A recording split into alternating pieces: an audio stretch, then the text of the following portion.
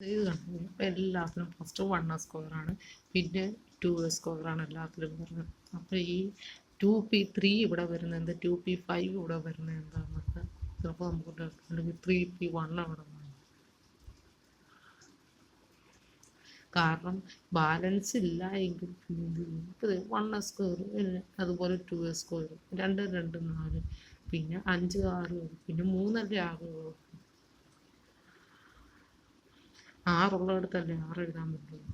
എപ്പോഴും എന്നാണ് 1s² 2s² ഒരുപോലെ ടെക്സ്റ്റ്. പിന്നെ ബാലൻസ് ഉള്ളതല്ലേ നമുക്ക് എഴുതാൻ പറ്റുള്ളൂ. പരമാവധി 6 വരാം.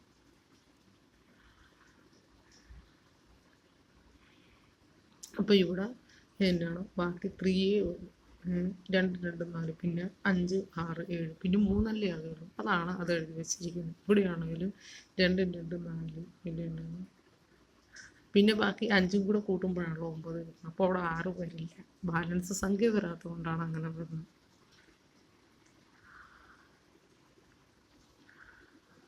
അതാണ് അങ്ങനെ എന്ത് 2p³ എന്നും 2p5 എന്ന് കൊടുത്തു. മനസ്സിലായി? അതായത് 2p3 അല്ലെങ്കിൽ 2p5 എന്ന് കൊടുത്തേക്കണം.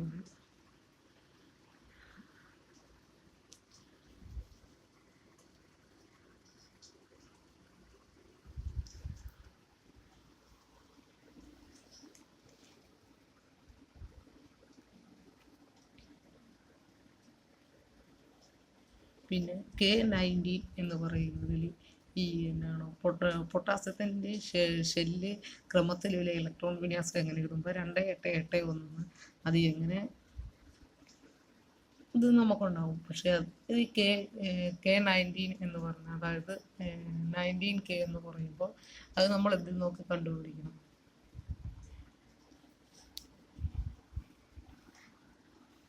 പീരിയോഡിക് ടേബിൾ നോക്കി കണ്ടുപിടിക്കണം. അത് കണ്ടുപിടിക്കാനാണ് പീരിയോഡിക് ടേബിൾ.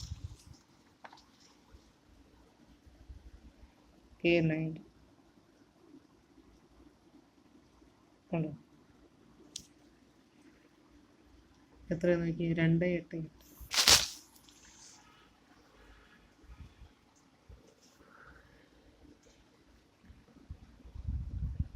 പിന്നെ ഊർജം കുറവേതൊക്കെ അതിപ്പോൾ നമുക്കറിയാമല്ലോ. 1s.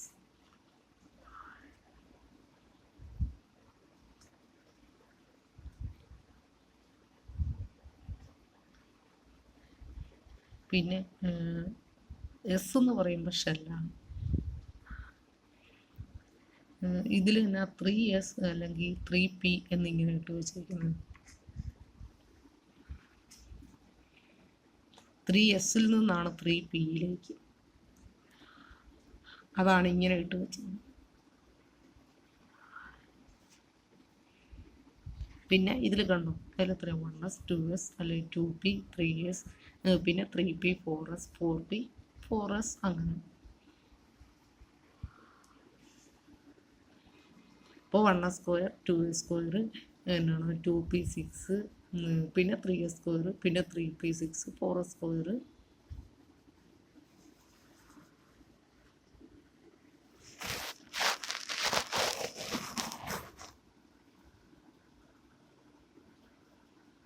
അത് എഴുതി നോക്കിയാൽ കണ്ടാവും 1s അതുപോലെ 2s പിന്നെ ഇത് 2p6 പിന്നെ അതായത് ഇത് പോയേക്കണം. ഇത് നോക്കിയാൽ മതി. അത് നോക്കുമ്പോൾ നമുക്ക് മനസ്സിലാകും. കണ്ടോ ഇങ്ങനെയാണ്. ഫസ്റ്റ് ഇങ്ങനെ വന്നിട്ട് പിന്നെ ഇങ്ങനെ ഇങ്ങനെ ഇങ്ങനെ ഇങ്ങനെ. നമ്മൾ ചിലപ്പോൾ ഒന്ന് എന്നാണോ എന്താ പറയുക, ചിലപ്പോൾ ഇങ്ങനെ ഇങ്ങനെ ഇങ്ങനെ നോക്കും. ഇത് കഴിഞ്ഞത് ഇത് കഴിഞ്ഞത് ഇത് കഴിഞ്ഞത് അങ്ങനെ. ഇതിൽ കണ്ട് ഈ ആരോ പോയേക്കണം, ഈ വര പോയേക്കണം, അങ്ങനെ.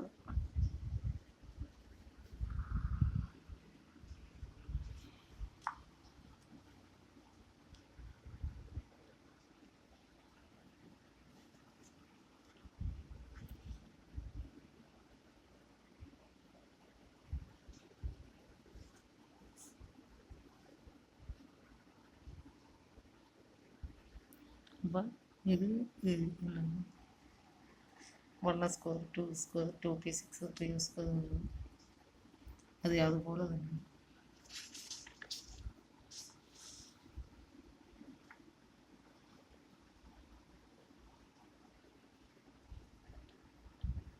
ഇനിയിപ്പോൾ കണ്ടുപിടിച്ചത് അതുപോലെയുള്ള 1 square 2 square 2p6 3 square 3p6 4 square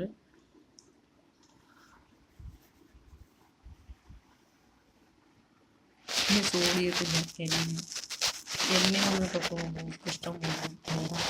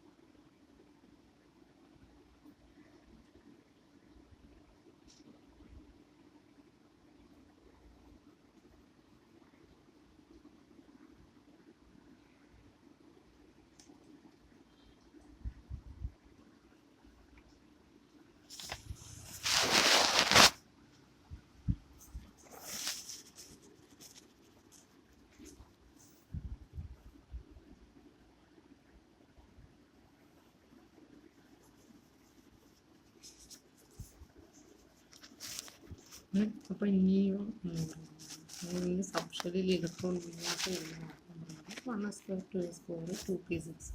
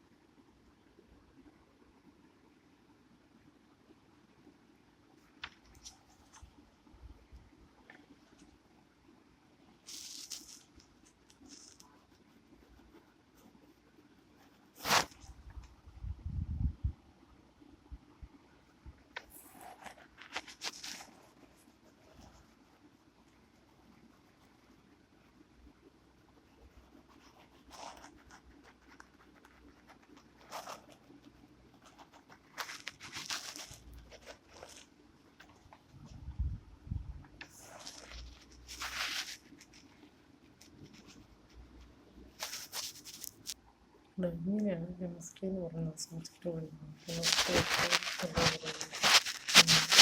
അത് ഞാൻ കാണിച്ചിരിക്കുന്നത്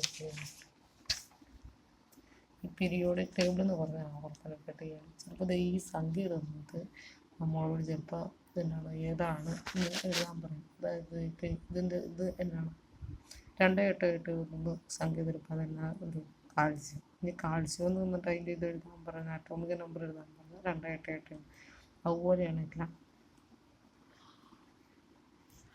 ഈ പീരിയോഡിക് ടേബിൾ എന്ന് പറയുമ്പോൾ അങ്ങനെയുള്ളത് എഴുതുന്നു.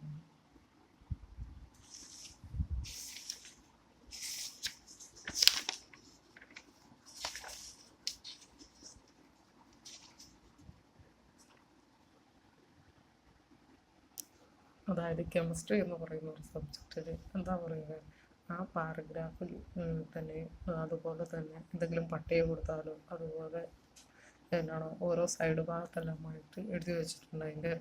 അത് നമുക്ക് വായിച്ച് നോക്കി അതിൻ്റെ ആൻസർ മനസ്സിലാവും. അതുപോലെ തന്നെ ഈ പീരിയോഡിക് ടേബിളും വെച്ച് ആണ് കെമിസ്ട്രി എന്നൊരു വിഷയം നമ്മൾ പഠിക്കുന്നത്. കെമിസ്ട്രി എന്നൊരു വിഷയം ചിലപ്പോൾ പലർക്കും ടഫാണ്. ചിലർക്ക് പഠിക്കുന്ന പിള്ളേർക്ക് ഈസി ആയിരിക്കും. എന്നാൽ ചിലപ്പോൾ എന്താണോ ചിലതൊന്നും ചിലപ്പോൾ എങ്ങനെ ചെയ്യേണ്ടതെന്ന് പോലും അറിയില്ല, അല്ലെങ്കിൽ എങ്ങനെ അതെങ്ങനെ ചെയ്യുമല്ലോ, എന്താണ് അതിൻ്റെ ആൻസർ എന്ന് ചിലപ്പോൾ നമുക്കറിയില്ല.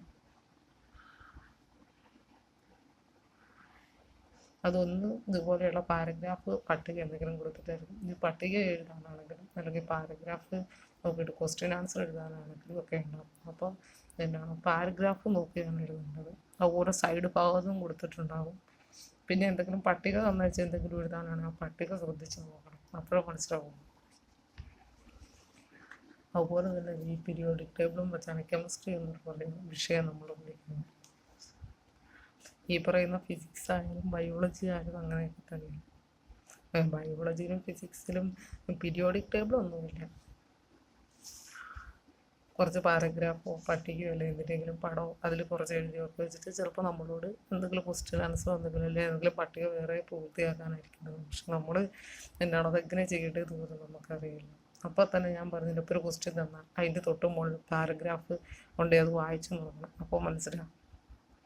അതുപോലെ വല്ല ബയോളജി ഒക്കെ ആണെങ്കിൽ വല്ല പടമൊക്കെ തന്ന് അതിൽ ഓരോന്നൊക്കെ ഓരോ ഭാഗങ്ങളെല്ലാം എഴുതി വെച്ച് അതിനെക്കുറിച്ച് എഴുതുമ്പോൾ അതുപോലെ പട്ടിക തന്നു വെച്ച് കുറച്ച് ക്വസ്റ്റ്യൻ ആൻസർ എഴുതാൻ പറഞ്ഞാലും അത് നോക്കി കംപ്ലീറ്റ് ചെയ്യണം.